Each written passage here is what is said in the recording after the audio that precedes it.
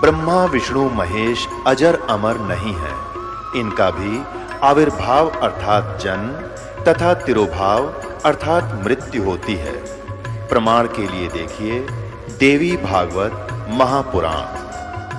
ब्रह्मा, मैं, विष्णु और शिव यह तुम्हारी प्रभाव से जन्मवान है। हम तो जन्मवान है, हमारा तो जन्म होता है और मरते हैं, नित्य नहीं है, हम अविनाशी नहीं है। फिर इंद्रादि दूसरे देवता नित्य किस प्रकार हो सकते हैं? कृपया अवश्य सुनिए जगत गुरु तत्वदर्शी संत रामपाल जी महाराज के अमृत वचन।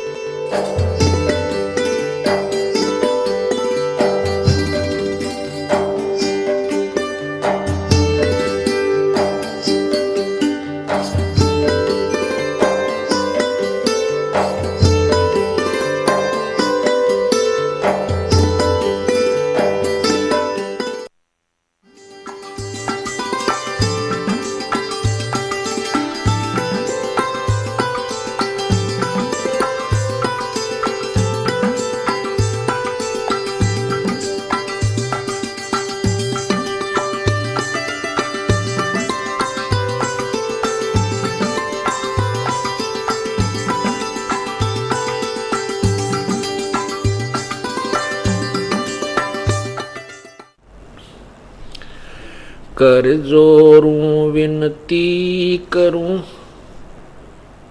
धरूं चरण पर शीश। गुरु राम देवानंद जी महाराज ने दियो नाम बख्शीश। कोटि कोटि सिजदा करूं, कोटि कोटि प्रणाम। चरण कमल में राखियो, मैं बंदी जाम गुलाम।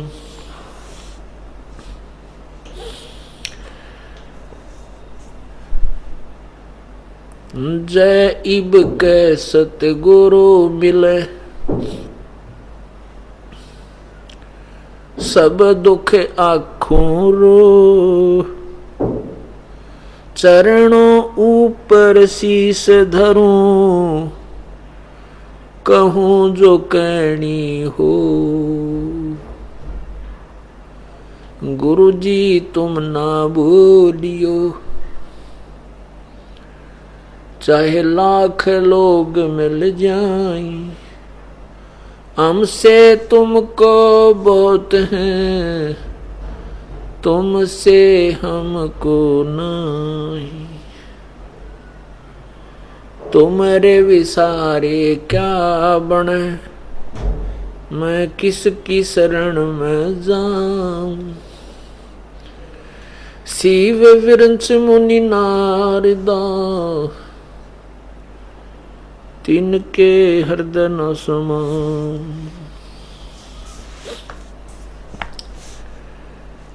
अवगुण किए तो बहुत किए, करत न मानी हार। बावे बंदा बख्श दियो, बावे गर्दन उतार। अवगुण मेरे बाप जी, बख्शो गरीब नवाजे।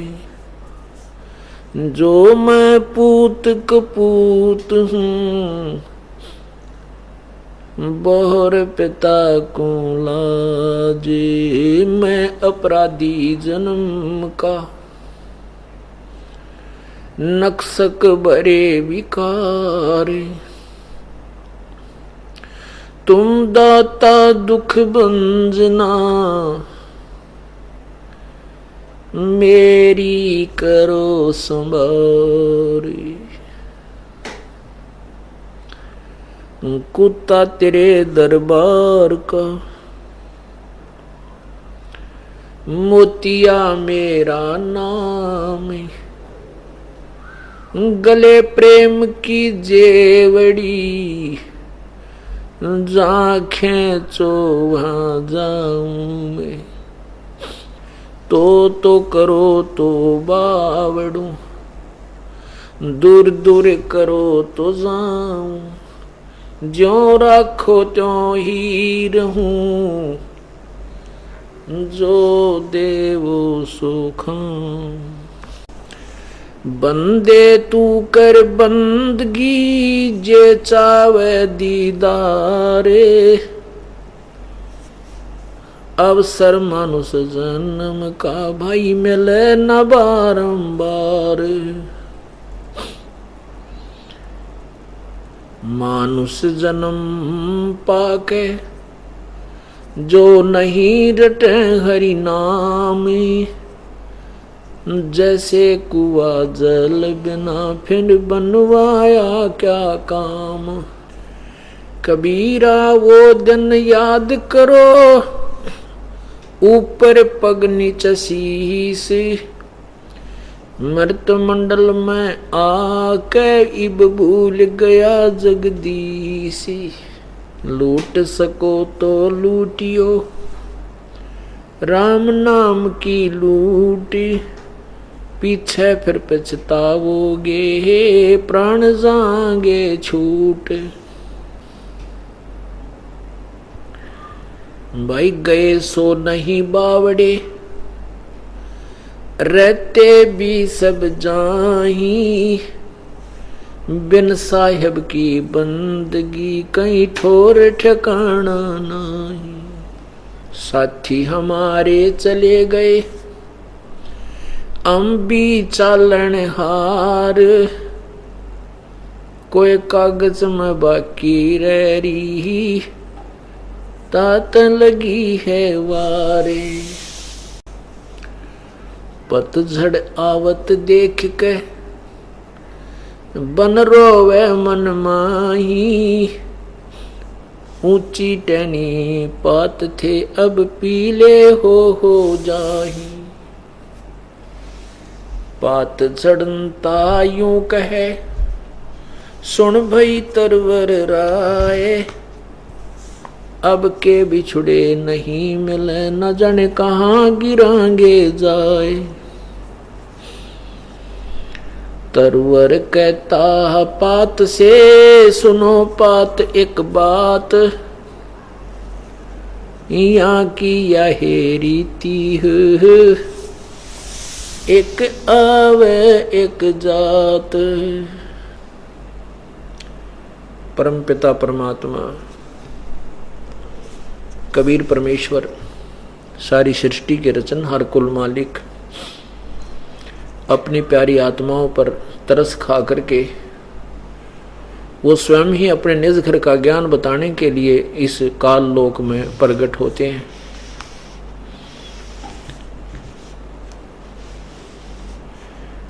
जब वो परमात्मा आते हैं तब तक काल भगवान ने, यहाँ के मालिक ने, ब्रह्मा विष्णु महेश के पिता ने पूरे विश्व को अज्ञान से ओत प्रोत कर रखा होता है।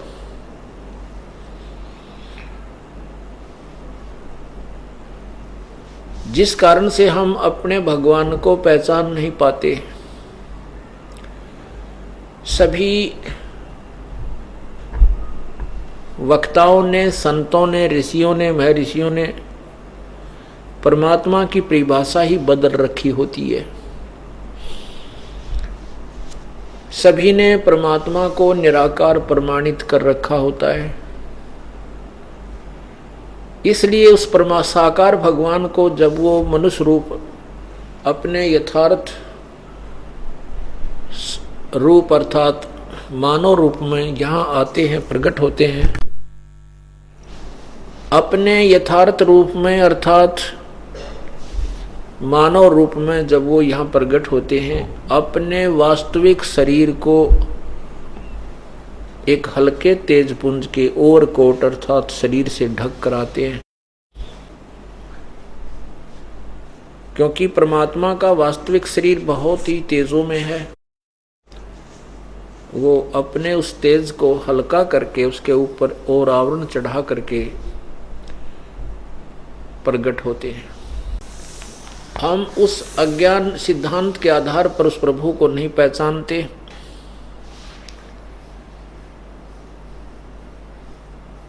वो परमात्मा आकर के हमें तत्व ज्ञान समझाता है।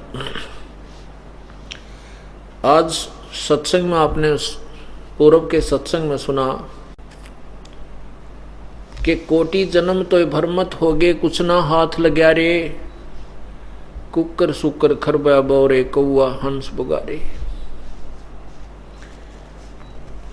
कोटि जन्म तू राजा के ना मिटी न मन की आशा, भिक्षुक होके दर दर घूम्या, ये मिला ना निर्गुण रासा। इंद्र कुबेर इसकी पदवी, ब्रह्मा वरुण धर्मराया, विष्णुनाथ के पुर को जाकर तू फिर भी वापिस आया। असंग जन्म तन मरत्या हो गए, जीवित क्यों ना मरे रे, द्वादश मद महल मठ बोरे, बहुर ना दे धरे रे। दोजक भीष्ट सभी ते देखे, राजपाट के रसिया, और तीन लोक से तरपत नाही, ये मन भोगी खसिया। सतगुरु मिले तो इच्छा मेटे, पद मिल पदे समाना, और चल हंसा उस लोक पठाऊं जो आधि अमर अस्थाना। चार मुक्ति जहां चंपी करती माया, होरी दासी, दास गरीब अभय पद पर से वो मिले राम अविनाशी। आज सुबह के सत्संग में इसी अमृतवाणी का उल्लेख किया, उसका विस्तार से आपको समझाया। अब जैसे भी कोई साधना कर रहा है, जैसे मार्कंडेय ऋषि जी साधना कर रहे थे, उन्होंने ब्रह्मलोक को ही फाइनल अंतिम उपलब्धि मान रखी थी। ब्रह्मलोक प्राप्त करना अर्थात स्वर्ग, महास्वर्ग को प्राप्त करना ही अंतिम उपलब्धि, अंतिम उद्देश्य मान रखा था। और उसकी प्राप्ति के लिए भी उन्होंने साधनाएं शास्त्र विरुद्ध की, हठ योग किया। उससे कुछ सिद्धियां आ जाती हैं। स्वर्ग महास्वर्ग प्राप्ति कुछ समय के लिए वहां उनका निवास होता है, उसके बाद अपने पुण्यों को समाप्त करके ये फिर वापस मृतलोक में आ जाते हैं। जैसा कि अभी तक जिस भी वेदों के ज्ञाता के मुखारविंद से या उनके करकमलों से लिखे हुआ कोई उनका कोई पुस्तक देखा या उनके वचन सुने, उन्होंने केवल एक ओम नाम को ही उत्तम माना, और फिर भी अज्ञानतावश अन्य साधना ही करते रहे। कहते कुछ थे, करते कुछ रहे, क्योंकि उनको वो संशय रहित नहीं थे, वो भी संशय में थे, डाउटफुल थी उनकी अपनी भी थ्योरी। इसी कारण से वो काल के जाल से नहीं निकल सके। गीता ज्ञानदाता अध्याय नंबर 11 के श्लोक नंबर 47-48 में स्पष्ट करता है कि ये मेरा वास्तविक स्वरूप है। मैं ऐसा हूँ क्योंकि काल, ये ब्रह्म, ये काल इसका वास्तविक रूप है।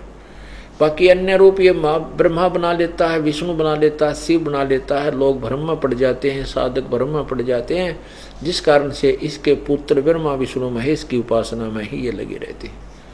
इस काल भगवान ने कसम खाई है, प्रतिज्ञा की हुई है कि मैं अपने यथार्थ रूप में कभी किसी को दर्शन नहीं दूंगा। दर्शन क्यों नहीं देगा? क्योंकि इसका बड़ा भयंकर रूप है और ये एकांत में छुप करके ये सब 1 लाख प्राणियों को नित्य खाता है, आहार करता है।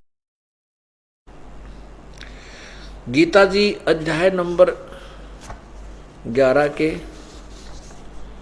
श्लोक 47 में ये कहता है कि अर्जुन, ये मेरा वास्तविक रूप जो तूने देखा, मैं काल हूं। गीता जी अध्याय नंबर 11 के श्लोक 32 में कहा है कि मैं काल हूं।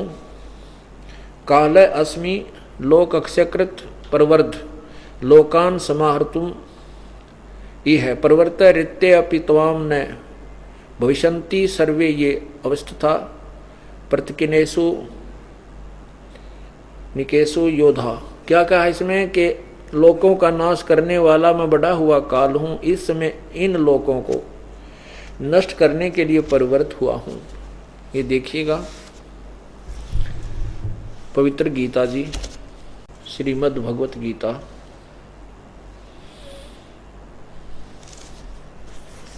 अध्याय नंबर 11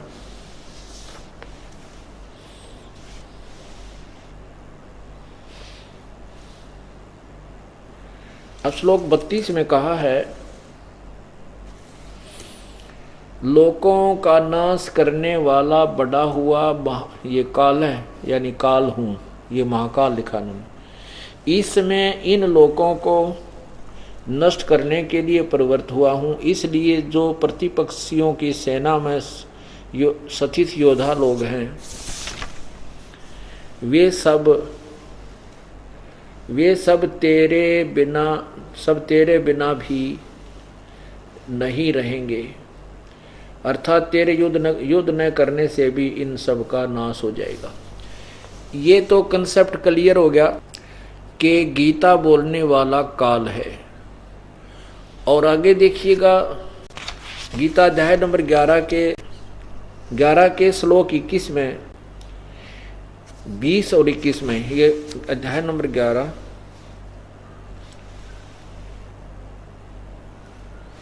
और 20 में क्या कहा है कि हे महात्मन, अर्जुन कह रहा है, हे महात्मन, यह स्वर्ग और पृथ्वी के बीच का संपूर्ण आकाश तथा सब दिशाएं एक आप से ही परिपूर्ण हैं, तथा आपके इस अलौकिक और भयंकर रूप को देखकर तीनों लोग अति व्यथा को प्राप्त हो रहे हैं, अर्थात बड़े दुखी हो रहे हैं। अब 21 में क्या कहा, वे ही देवताओं के समूह आप में प्रवेश करते हैं, अर्थात आप इन देवताओं को भी खा रहे हो, और कुछ भयभीत होकर हाथ जोड़कर आपके नाम और गुणों का उच्चारण करते हैं, तथा महर्षि और सिद्धों के समुदाय कल्याण हो ऐसा कहकर उत्तम उत्तम स्तोत्रों द्वारा आपकी स्तुति करते हैं। कहने का भाव ये है कि अर्जुन कह रहा है कि हे भगवान, आप तो इन देवताओं को भी खा रहे हो, हे भगवान, आप तो इन देवताओं को भी खा रहे हो, इन महर्षियों को और सिद्ध ये गोरखनाथ जैसे, कहते इनको भी आप सबको खा रहे हो। इसके उत्तर में 11वें अध्याय के 32वें श्लोक में गीता ज्ञान दाता ने कहा है कि मैं काल हूं, सबको खाने के लिए आया हूं, इन सब को नष्ट करने के लिए मैं प्रवृत्त हुआ हूं। फिर ये कहता है कि अर्जुन, ये जो तूने मेरा रूप देखा, अब गीता अध्याय नंबर 11 के श्लोक 46 में ये भी सिद्ध होता है कि ब्रह्मा विष्णु महेश ये तो 4 भुजा के भगवान हैं, और इनके पिता अर्थात ये काल भगवान ये 1000 भुजा का भगवान है, ये ब्रह्म सहस्र बाहु है। ये गीता अध्याय नंबर 11 के देखिए श्लोक 46 में कि अर्जुन कह रहा है, 11 श्लोक 46, मैं वैसे ही आपको मुकुट धारण किए हुए, क्योंकि अर्जुन को कृष्ण मान रहे हैं, विष्णु अवतार, गदा और चक्र हाथ में लिए हुए देखना चाहता हूं, इसलिए हे विश्वरूप, हे सहस्र बाहो अर्थात हे 1000 भुजा वाले भगवान, आप उसी चतुर्भुजी रूप में प्रकट होइए। अब ये भी कंसेप्ट और अच्छा क्लियर हो गया कि ये काल जो है 1000 भुजा का भगवान है, 1000 भुजा इस काल की है, चतुर्भुज ब्रह्मा विष्णु महेश की है। तो अर्जुन उसको श्री कृष्ण समझ रहा है, जबकि कृष्ण अलग खड़ा है, काल उसे बाहर विराट रूप दिखा रहा है और कह रहा है कि मेरा ये रूप है। अर्जुन कहता है 1000 भुजा वाले भगवान, आप उसी चतुर्भुज अर्थात विष्णु रूप में प्रकट होइए, क्योंकि अर्जुन उसे विष्णु मान रहा है। अब 47 में कहता है, देखिए अब 47 श्लोक में अध्याय 11 के ही ये 47 46 आपने पढ़ा, अब 47 देखिए। हे अर्जुन, अनुग्रह पूर्वक मैंने आप अपनी योग शक्ति के प्रभाव से यह मेरा परम तेजो मैं सबका आदि सीमा रहित विराट रूप तुझको दिखलाया है, जिसे तेरे अतिरिक्त दूसरे किसी ने पहले नहीं देखा था। अब क्या स्पष्ट हुआ इससे? गीता ज्ञान दाता कह रहा है कि ये मेरा जो 1000 भुजा का रूप है, ये तेरे अतिरिक्त पहले किसी ने नहीं देखा, ये मेरा विराट रूप। और आप महाभारत में सुनते आए हो कि जब भगवान श्री कृष्ण जी पांडवों और कौरवों का कंप्रोमाइज कराने के लिए गए थे, उसमें दुर्योधन ने श्री कृष्ण जी को बांधना चाहा था, पकड़कर यातना देनी चाहिए थी। उसमें श्री कृष्ण जी ने अपना विराट रूप दिखाया था, जिस कारण से वो सभी भयभीत होकर के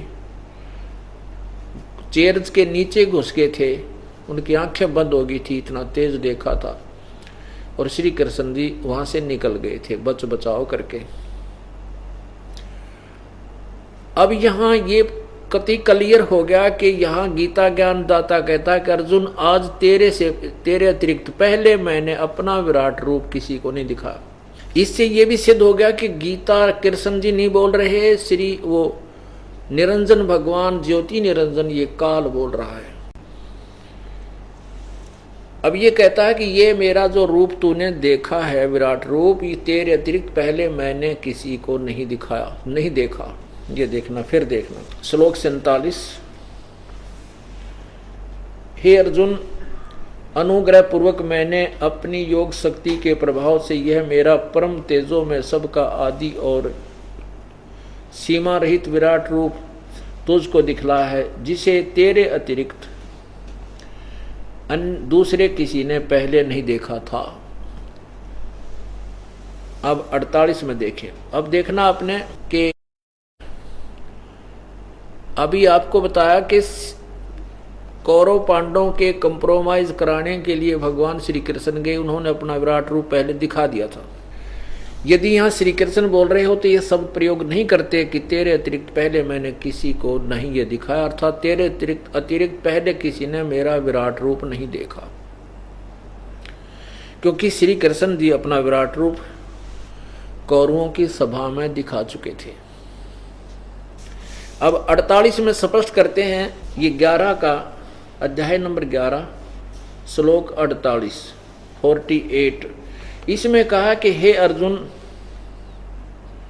मनुष्य लोक में इस प्रकार विश्व रूप वाला मैं न तो वेदों और यज्ञों के अध्ययन से, न दान से, और न क्रियाओं से, और न उग्र तपों से तेरे अतिरिक्त किसी दूसरे द्वारा देखा जा सकता हूं।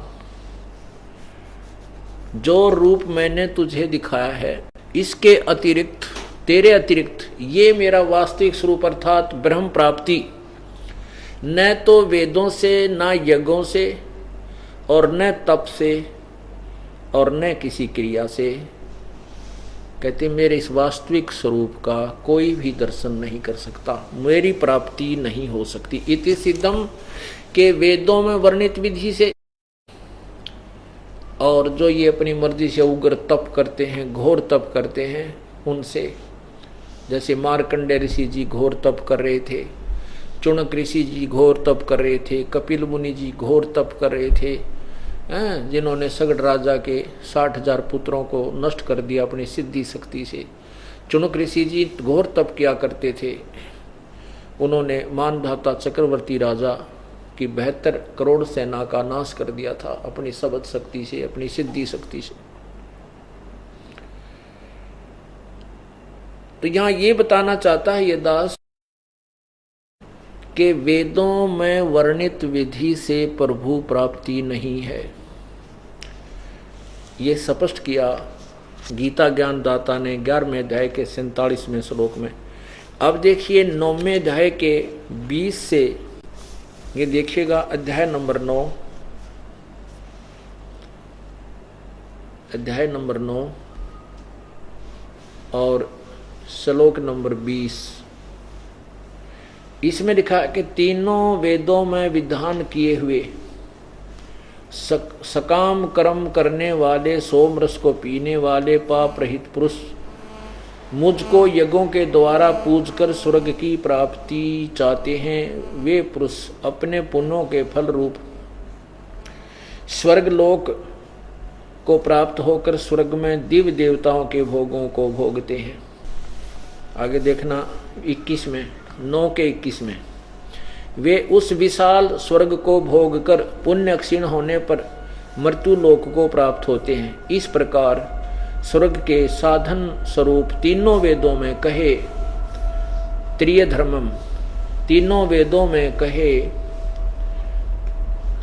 हुए सकाम कर्म का आश्रय लेने वाले और भोगों की कामना करने वाले पुरुष बार बार आवागमन को प्राप्त होते हैं, अर्थात पुण्यों के प्रभाव से स्वर्ग जाते हैं और अक्षीण होने पर, पुण्य क्षीण होने पर मृत्यु लोक में आते हैं। अब ये काल भगवान क्या कह रहा है कि वेदों में वर्णित विधि से स्वर्ग, महास्वर्ग आदि की प्राप्ति होती है और वहां देवताओं के ही भोगों, देवताओं के पदवी को प्राप्त करके, दिव्य देवताओं की पदवी प्राप्त करके ये वापस आवागमन अर्थात जन्म मृत्यु के अंदर ही रहते हैं। अब दूसरा प्रमाण ये देते हैं कि मेरे अतिरिक्त यदि कोई अन्य की पूजा करता है, अन्य देवताओं की, तो उनको वो अविधि पूर्वक है। अब देखना 22 में क्या कहा है, अध्याय नंबर 9 के और मंत्र नंबर 22 में का, जो अनन्य प्रेमी भक्तजन मुझ परमेश्वर को निरंतर चिंतन करते हुए निष्काम भाव से बजते हैं, उन नित्य निरंतर मेरा चिंतन करने वाले पुरुषों का योग अक्षेम मैं स्वयं प्राप्त करता हूँ। वाहमी माने वहन करता हूँ। क्या कहता है कि जो परमात्मा प्राप्ति का प्रयत्न कर रहे हैं, क्योंकि परमात्मा प्राप्ति का प्रयत्न चेष्टा वही व्यक्ति करते हैं, वही साधक करते हैं जो पहले किसी जन्म में परमात्मा की साधना कर रहे होते हैं, उनके अंदर आज भी कसक है। तो उनके योग अक्षेम की उस भक्ति की रक्षा, जैसे कोई आपत्ति भगत पर आती है तो कुछ ये स्वयं भी उनका जो है सहयोग देते हैं, रक्षा करते हैं। तो यहाँ ये कहने का तात्पर्य कि उनकी मैं रक्षा करता हूं। आगे देखना, अब 23 में कहा कि हे अर्जुन, ये अध्याय नंबर 9 का, अध्याय नंबर 9 का श्लोक 23 में कहा कि हे अर्जुन, यद्यपि श्रद्धा से युक्त जो सकाम भक्त, जो भक्त, सकाम शब्द नहीं है इसके साथ, ये माने जो भक्त दूसरे देवताओं को पूजते हैं, देवताओं को पूजते हैं, वे भी मुझको ही पूजते हैं, किंतु उनका वह पूजन अविधि पूर्वकम, अविधि पूर्वक अर्थात अज्ञान पूर्वक है। यहाँ क्या कहा है कि हे अर्जुन, जो श्रद्धालु श्रद्धा से युक्त होकर अन्य देवताओं की पूजा करते हैं, वो परमात्मा प्राप्ति ही समझकर प्राप्ति के लिए ही प्रयत्न कर रहे हैं। वो क्या कहा कि वो मुझे ही भज रहे हैं, मुझे ही भजते हैं। दूसरे देवताओं की जो पूजा करते हैं वो मुझे ही पूजते हैं, क्योंकि वो परमात्मा प्राप्ति ही के लिए प्रयत्न कर रहे हैं अन्य देवताओं की पूजा करके, जो कि नहीं हो सकती। इसलिए कहा कि वो मुझे ही पूजते हैं, परंतु उनका अन्य देवताओं की पूजा करके परमात्मा प्राप्ति का प्रयत्न अविधि पूर्वक अर्थात शास्त्र विधि त्याग कर शास्त्र विरुद्ध है, मनमानी पूजा है। अब आगे देखना, अध्याय नंबर 9 के ही और श्लोक नंबर 24 में कहा है, क्योंकि संपूर्ण यज्ञों का भोक्ता और स्वामी मैं हूं, मैं ही हूं। वे मुझ परमेश्वर को वो मुझको तत्व से नहीं जानते, इसलिए गिरते हैं और पुनर्जन्म को प्राप्त होते हैं। अब इसका क्या अर्थ बनता है? गीता ज्ञानदाता कहता है कि जिनको तत्व ज्ञान नहीं है वो मुझे नहीं समझते कि मेरा पूजन करने वाला भी मोक्ष प्राप्त नहीं करता, इसलिए वो पूर्ण संत की शरण में ना जा करके वो भी जन्म मृत्यु में के चक्कर में रहते हैं। फिर आगे बताते हैं कि देवताओं की पूजा करने वाले, अब जैसे 9वें अध्याय के 23वें श्लोक में कहा है कि वो अन्य देवताओं को जो पूजते हैं वो प्रयत्न तो कर रहे हैं परमात्मा प्राप्ति की ही, लेकिन उनकी वो शास्त्र विरुद्ध साधना है, जिसका आगे निर्णय देते हैं 9वें अध्याय के 25वें श्लोक में कि जो देवताओं को पूजते हैं देवताओं को प्राप्त होते हैं, पितरों को पूजने वाले पितरों को प्राप्त होते हैं, और भूतों को पूजने वाले भूतों को प्राप्त होते हैं, और मुझे पूजने वाले मुझे ही प्राप्त होते हैं। अब जैसे कोई ओम नाम का जाप ब्रह्म साधना करते हैं, देवताओं की पूजा और की नहीं करते, तो वो स्वर्ग में चले जाते हैं, वो काल जाल में ही रह जाते हैं, महास्वर्ग में चले जाते हैं, ब्रह्मलोक प्राप्त करते हैं। अब देखना अध्याय नंबर 9 का श्लोक नंबर 25, देवताओं को पूजने वाले देवताओं को प्राप्त होते हैं, पितरों को पूजने वाले पितरों को प्राप्त होते हैं, भूतों को पूजने वाले भूतों को प्राप्त होते हैं, और मेरा पूजन करने वाले मुझको ही प्राप्त होते हैं। ये आगे तीनों ने तिगड़मबाजी भराई है, बाकी इतना ही काफी है, प्राप्त होते हैं।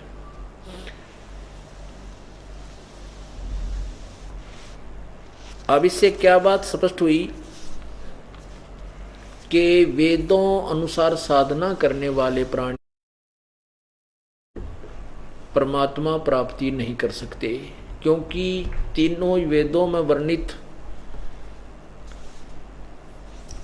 क्योंकि चौथा वेद जो अथर्ववेद है वो सृष्टि रचना उसके अंदर ज्यादा है, शेष ज्ञान अन्य वेदों वाला ही मिलता जुलता है। इसलिए यजुर्वेद, ऋग्वेद और सामवेद, इन तीनों को ही भक्ति के विषय में वेद माने जाते हैं, भक्ति मार्ग के। तो इन तीनों वेदों में वर्णित विधि से न तो परमात्मा प्राप्ति होती है और न ही मोक्ष प्राप्त होता है, केवल स्वर्ग महास्वर्ग प्राप्ति होती है। अपने पुण्यों को स्वर्ग महास्वर्ग में समाप्त करके देवताओं की पदवी प्राप्त करके फिर 84 लाख योनियों में हम पहुंच जाते हैं। परमात्मा आकर के हमें ये ज्ञान बताते हैं कि फिर वो पूर्ण मोक्ष होगा कैसे आपका, उसके लिए वो स्वयं प्रकट होते हैं और पूर्ण मोक्ष मार्ग को अपने साधारण भाषा में, सिंपल लैंग्वेज में, कबीर वाणी में, कबीर ग्रह, कबीर वाणी में उच्चारण करके बोल बोल के सुनाते हैं। जब वो परमात्मा यहाँ आते हैं तो हम उनको एक कवि मान लेते हैं, क्योंकि हम परमात्मा की रॉन्ग डेफिनेशन से बहुत ज़्यादा प्रभावित होते हैं। हम परमात्मा को निराकार मानते हैं, जबकि वेद साक्षी हैं कि परमात्मा साकार है, वो मनुष्य सदृश्य है। ये सभी पवित्र धर्मों के सद्ग्रंथ गवा देते हैं, साक्षी हैं। और ऋग्वेद मंडल नंबर 9 और सूक्त नंबर 96 यानी 96 के मंत्र 16 से लेकर 20 तक उस पूर्ण परमात्मा के कबीर भगवान का नाम भी दिया है, और वो कहाँ रहता है ये भी प्रमाणित किया है। अब देखिएगा ऋग्वेद मंडल नंबर 9 और सूक्त नंबर 96। ये देखिएगा ऋग्वेद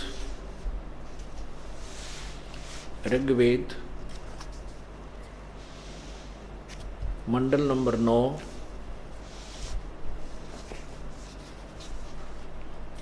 और 10 इकट्ठे ही हैं। इस पे फीत मोहर लगाई है महर्षि दानंद सरस्वती। और ये कहाँ से छपे हैं ये देखिएगा।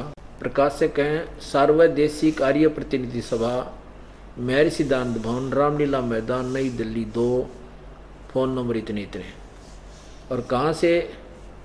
ऋग्वेद आर्य भाषा भाष्य महर्षि दानंद सरस्वती कृत। ये कहते हैं दानंद जी द्वारा की गया है, क्योंकि इसके नाम से ये व्याख्या गणे थे। स्वामी दानंद की मोर लाएं पातशाह वेद व्याख्या ज्यादा थे, इसलिए इन्होंने 9-10 मंडल पर भी अपनी दुकान चलाने के लिए इन आर्य प्रतिनिधि लोगों ने दानंद जी की मोहर लगा दी कि स्वामी दानंद के द्वारा भाष्य इसका अनुवाद है। लेकिन ये 9 और 10 मंडल स्वामी दानंद जी का अनुवादित नहीं है, ये अन्य आर्य आचार्यों के द्वारा अनुवादित है। फिर भी इसके ऊपर दृष्टिकोण गाइडलाइन स्वामी दानंद जी वाली ही अपनाई गई है। अब देखना, लेकिन फिर भी सच्चाई को नहीं छुपा सके।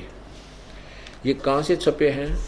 मुद्रक हैं Prince offset printers, 1510 Pataudi house, Daryaganj, नई दिल्ली, फोन इतना इतना।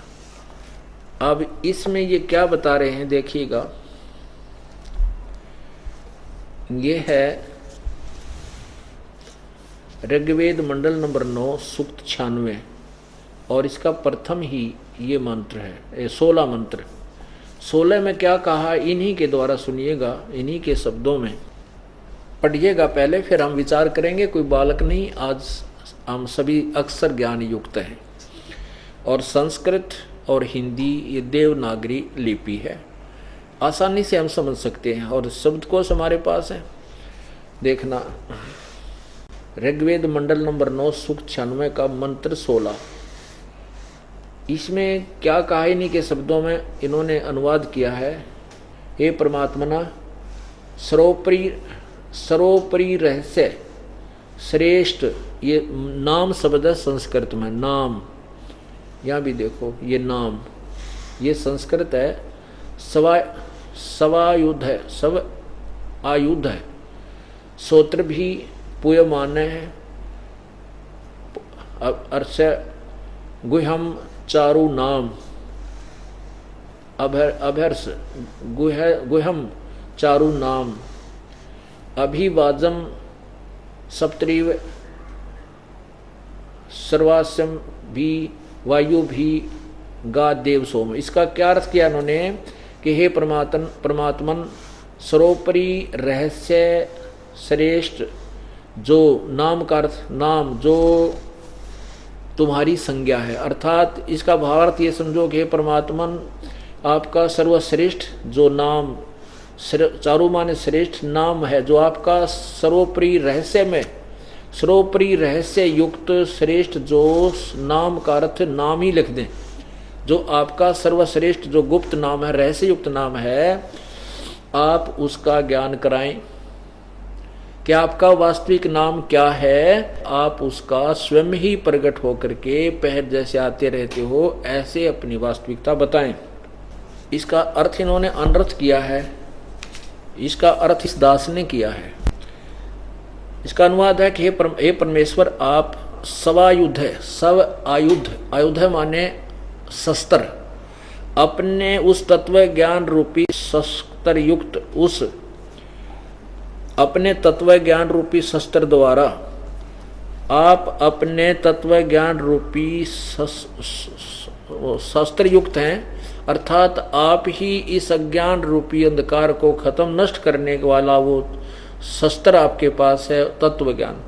उस तत्व ज्ञान रूपी शस्त्र द्वारा पूयमान है। अब देखो इन्होंने पूयमान का अर्थ किया हुआ है कि पूजा के योग्य, जबकि पूयमान का अर्थ होता है मवाद।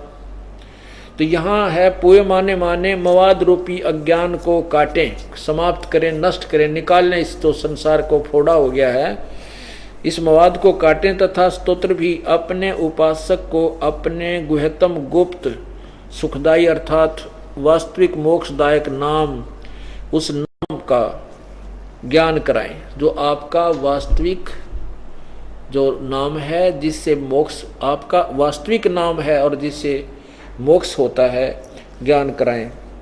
हे अमर परमेश्वर, आपके तत्व ज्ञान की लोकोक्ति गान की कानों को अति प्रिय लगने वाली श्रुति अर्थात श्रुति प्राण जीवनदायिनी जो बहुत ही अति श्रेष्ठ है, उसका हमें उस अपनी अमृतवाणी का भी वो यथार्थ ज्ञान कराएं। इसका ये अर्थ है। अब ये 16वें मंत्र में ये कहा है कि आप अपने उस यथार्थ नाम का ज्ञान कराएं। आपका जो वास्तविक नाम है, जो गुप्त रहस्यमय नाम है, कि आपका कोई कुछ नाम बताता है, कोई कुछ बताता है, आपका वास्तविक नाम क्या है। तो इसमें स्पष्ट किया है कि वो कबीर नाम है उस परमात्मा का। कबीर, हम उसको कबीर बोल देते हैं, कबीर। ये देखना, अध्याय ऋग्वेद मंडल नंबर 9 और सूक्त 96 यानी 96। ये देखना, ये 16वां आपने देखा। ये खुद कहते हैं परमात्मन सर्वोपरि रहस्य, सर्वोपरि रहस्य श्रेष्ठ नाम जो आपकी संज्ञा है। यह लिखना है चाहिए कि जो आपका श्रेष्ठ नाम माने नाम है, आप उसका ज्ञान कराएं। बस दैट्स ऑल। इसमें उलझाने की आवश्यकता ही नहीं है। सीधा सा अर्थ बनता है कि आपका जो रहस्यमय गुप्त वो सबसे श्रेष्ठ नाम है, उसका ज्ञान कराएं। अब 17वें में वो ज्ञान कराया जा रहा है। देखना, इन्हीं के द्वारा अनुवादित शिशुम जज्ञानम। अब शिशुम, जब परमात्मा प्रकट होता है शिशु रूप धारण करता है, और वो शिशु रूप धारण करता है तो उसमें कुंवारी गायें उसका पालन पोषण करती हैं। ये देखना, अब ये क्योंकि उसी परमात्मा के विषय में ये सब चर्चा चल रही है। ये देखो, ऋग्वेद मंडल नंबर 9 और सूक्त नंबर 1 और मंत्र नंबर ये 9 है। ये 9, इसमें क्या लिखा है कि इमम, अभी इमम ये है उस इमम माने उस, सोम माने सोम स्वभाव वाले, सोम माने परमात्मा लिखना था, सोमम माने परमेश्वर, क्योंकि सोम माने सैकड़ों जगह इन्होंने लिखा है सोम माने परमात्मा, सोम माने परमात्मा। तो यहाँ उसी सोम की तरफ है। ये देखो, अध्याय मंडल नंबर 9 के सूक्त 12 के और मंत्र नंबर 3 में इन्होंने अपने कर कमलों से सोम, आनंद का देने वाला सोम स्वभाव परमात्मा, यानी सोम माने परमात्मा। तो यहाँ हम ये देखो 12 के, यही 12 के 9 के मंत्र 12 सूक्त 12 में और मंत्र 8 में स्पष्ट किया है। 8 में ये 11 का है, 12 आगे शुरू होता है। 11 के 8 में स्पष्ट किया है सोम माने हे परमात्मन, सोम माने हे परमात्मन। तो हम यहाँ सोम माने इन्होंने सोम स्वभाव वाले फलान दकड़ कर, हम इसको सीधा लेते हैं कि उस, ये देखो इमम माने इस, उस, सोम माने परमात्मा के, परमात्मा को, पुरुष को, श्रद्धालु पुरुष को या परमात्मा को, शिशुम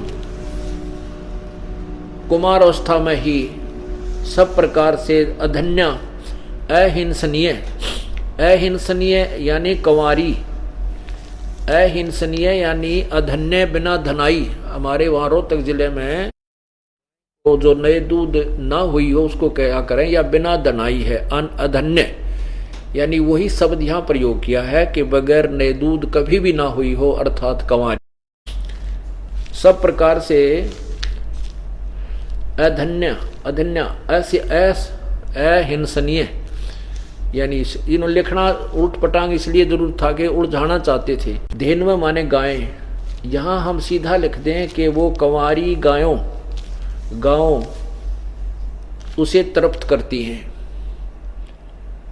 यहां क्या है कि उससे उस शिशु रूप में प्रगट, हम ये अर्थ करते हैं इसका, उस शिशु माने शिशु रूप में प्रगट परमात्मा अमर पुरुष का सोम, उस परमेश्वर का पालन पोषण अभी पूर्ण रूप से, अभी अधन्य पूर्ण रूप से, अभी अधन्य माने पूर्ण रूप से कंवारी, यानी बिल्कुल ऐसे अहिंसनीय कंवारी धेनु माने गायें उसको तृप्त करती हैं, शृणंती माने तृप्त करती हैं, उसका पालन पोषण करती हैं। अब इसी से आगे चला है कि वो जो परमात्मा शिशु रूप में प्रकट होता है और फिर वो बड़ा होता है तो अपने ज्ञान को स्वयं ही प्रकट करता है।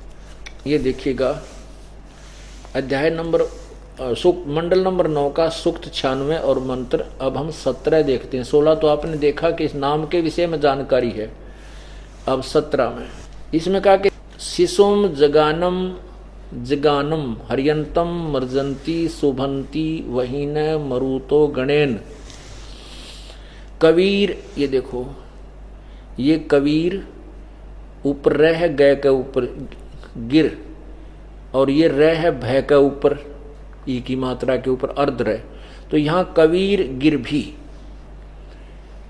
कावेना कबीर, ये अपसर्ग जो लगे हैं इसको हम कबीर भी बोल सकते हैं। कबीर जैसे पुनर, तो ये कबीर संत सोम पवित्र अत्यति रेभन, यहां देखना इन्होंने क्या अर्थ किया है। शिशुम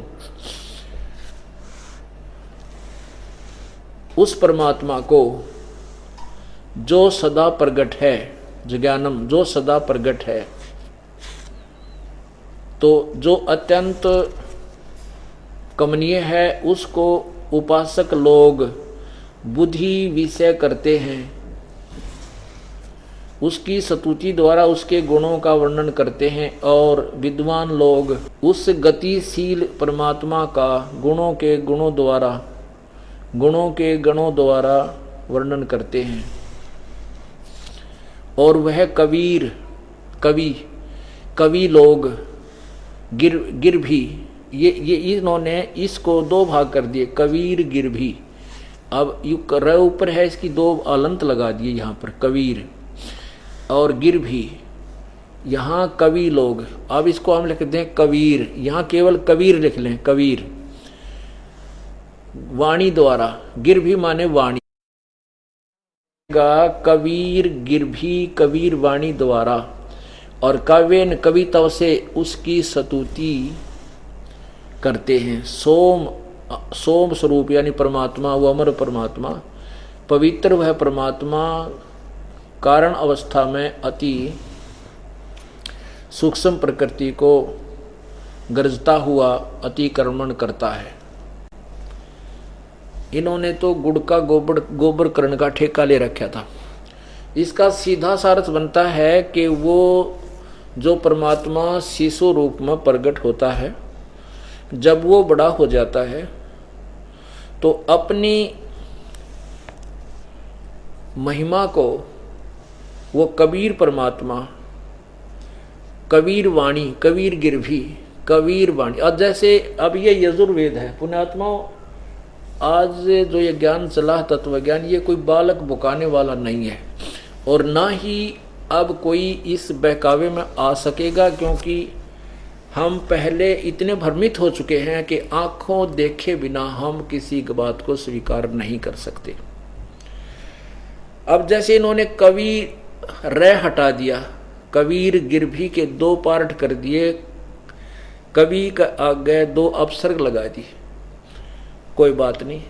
व्याकरण दृष्टिकोण से अगर ऐसा भी माने तो हम वह को तो वह बोलते हैं अपनी भाषा में, अंडरस्टूड है ये। तो परमात्मा ने हमारी भाषा में ही ज्ञान दिया है, अब जैसे ये यजुर्वेद है, ये देखिएगा ये यजुर्वेद है। अब इसको इस रे को अगर हम हटा दें और यहाँ पर 2 अपसर्ग लगा दें, ये देखिएगा ये परमेश्वर के सार संदेश में बहुत ही अच्छी तरह निर्णायक तरीके से समझाया गया है दूसरे अध्याय में। ये देखिएगा ये यजुर्वेद है जो आपको अभी दिखाया, ये यजुर्वेद समझिए, ये यजुर्वेद है। और इसको यजु जमा में वेद, ये देखो। अब पवित्र यजुर्वेद की महिमा कहें कि प्रभु की यज्ञ स्तुतियों की ऋचाओं का भंडार है, बहुत अच्छी विधि वर्णित है, एक अनमोल जानकारी है। और यह लिखें नहीं कि वह यजुर्वेद है तो अपितु यजुर्वेद का अर्थ लिख दें कि यज्ञ स्तुतियों का ज्ञान, तो उस वस्तु पवित्र पुस्तक को कैसे पाया जा सके। जैसे वेदों में जो कबीर शब्द है, इन्होंने कवि का अर्थ लिख दिया, कहीं सर्वज्ञ लिख दिया। और अब कवि का अर्थ सर्वज्ञ नहीं हो सकता, क्योंकि अगर सर्वज्ञ है तो वो कवि नहीं, क्योंकि कवि सर्वज्ञ नहीं हो सकता। सर्वज्ञ भी परमात्मा ही हो सकता है। अब मान लीजिए यजुर्वेद की महिमा कहीं लिखी हो संस्कृत में, और उसको उस जहां लिखा हो कि वह जो मैं ज्ञान सुना रहा हूं वो महिमा यजुर्वेद में है, और यजुर्वेद ये लिखे नहीं कि वो यजुर्वेद है जिसके विषय में मैं जानकारी दे रहा हूं, और ये लिख दे यज्ञ स्तुतियों का स्रोत, बस। तो वो यज्ञ स्तुतियों का स्रोत लिखने में से उस पुस्तक को प्राप्त नहीं कर सकते हम यजुर्वेद को। ये लिखना पड़े, जहां यजु लिखा है, यजु और 2 अपसर्ग लगी हैं यजुर, तो भी लिखना पड़ेगा स यजुर्वेद है, वो यजुर्वेद है जिसके बारे में मैं बता रहा हूं। यजु भी लिखा, यजुम भी लिखा तो भी। ऐसे ही वेदों में जहां कबीर और कवियम आदि शब्द लिखे हैं, वो कबीर परमेश्वर का ही बोध है। और कुछ स्थानों पर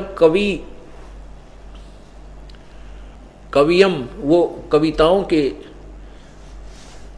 लिए ही जो ना प्रयोग किया जाता है, वो अलग विवरण। अब देखो जैसे भी ये कबीर देव है,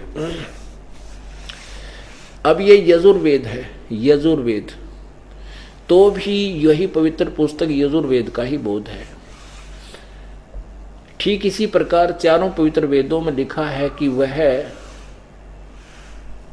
कबीर देव, कबीर परमेश्वर है जो सर्वशक्तिमान, जगत पिता, जगत गुरु, सर्वसृष्टि रचनहार, कुल मालिक तथा पाप विनाशक व काल कारागार से छुटाने वाला बंदी छोड़ है। इसको कबीर देव लिखें तो भी कबीर परमेश्वर का बोध है। इसको कवि प्लस में देव लिखें, कबीर देव, ये कबीर प्लस देव लिखें तो भी कबीर परमेश्वर का अर्थात कबीर प्रभु का ही बोध है। तो यही हमने समझना इस तत्व ज्ञान को। तो यहाँ इन्होंने कबीर को अलग लिख दिया। ये देखिएगा ऋग्वेद मंडल नंबर 9 सूक्त 96 का 70वां श्लोक है। ये है कबीर गिरभी, ये रे ऊपर है, कबीर गिरभी। तो इन्होंने यहाँ नीचे इसके 2 पार्ट कर दिए, कोई बात नहीं। यहाँ लिख दिया कबीर और गिरभी, गिरभी का अर्थ लिख दिया वाणी द्वारा, और कबीर अगर हम लिख दें यहाँ कबीर बस, और कबीर वाणी द्वारा। और ये फिर इसमें 2 बार कबीर लिखा है, कबीर गिरभी कावेना कबीर, ये कबीर। संत सोम, वो अमर परमात्मा जो संत रूप में आता है, वो कबीर ही वास्तव में पूर्ण परमात्मा है। और वो अपनी कबीर गिरभी कबीर वाणी द्वारा कविताओं, कावेना माने कविताओं के माध्यम से अपनी महिमा, रेभन माने ऊंची आवाज में बोल बोल कर सुनाता है। जब वो परमात्मा शिशु रूप में प्रकट होता है, जब वो बड़ा होता है, अपनी महिमा कबीर वाणी के द्वारा, वो कबीर संत रूप में, वो अमर परमात्मा कबीर रूप में, संत रूप में आता है, और अपनी महिमा को कबीर वाणी के द्वारा ऊंची आवाज में पवित्रता के साथ गरजता हुआ उच्चारण करता है, गरजता हुआ, बोलता हुआ। कहते हैं, कहता हूं कहीं जाते हूं, कहूं बजा के ढोल, श्वास जो खाली जात है भाई, तीन लोक का मोल। वेद प्रमाण करते हैं वो परमात्मा अपनी महिमा कविताओं के माध्यम से स्वयं ही आवाज लगा लगा कर बोलता है, कितना वो खड़ा होकर के, वो होता परमात्मा ही है।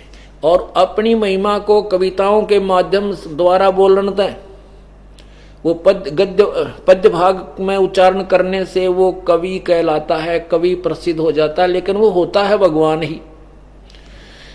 आपने इसमें देखा ऋग्वेद मंडल नंबर 9 सूक्त 96 के मंत्र 17 में कि वो परमात्मा कबीर है, और वो कबीर परमात्मा संत रूप में प्रकट होता है, वो अमर पुरुषी होता है, और वो कबीर वाणी के द्वारा अपनी महिमा उच्चारण करके पवित्रता के साथ, निर्मलता के साथ, यानी बिल्कुल निर्णायक तरीके से बोलता है, कहता है।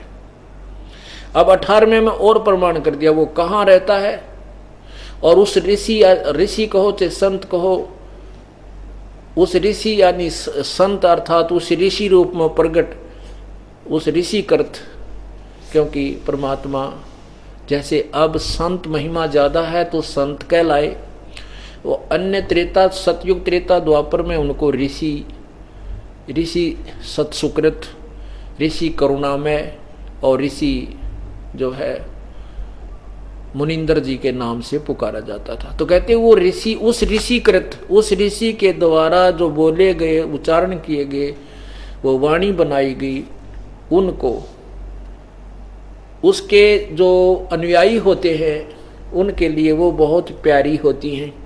वो बहुत बड़े समूह उसका अनुयायी बन जाता है, और वो कबीर वाणी अर्थात उसके परमात्मा के द्वारा उच्चारण की गई, उसके द्वारा बनाई गई वो शब्द, वाणी, श्लोक, लोकोक्तियाँ बहुत ही प्यारी लगती हैं उसके अनुयायियों को, ऐसा प्रमाण दिया है।